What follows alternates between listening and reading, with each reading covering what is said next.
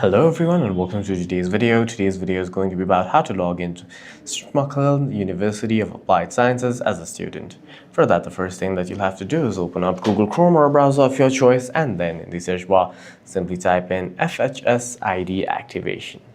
That is FHS ID Schmalkalden, and then tap on the first link. You may have to accept all cookies, and then tap on the link to create your ID. Zoom in if you're on a mobile browser, and then enter the details asked for, hit continue to step 2, and then follow the on-screen instructions to activate your account.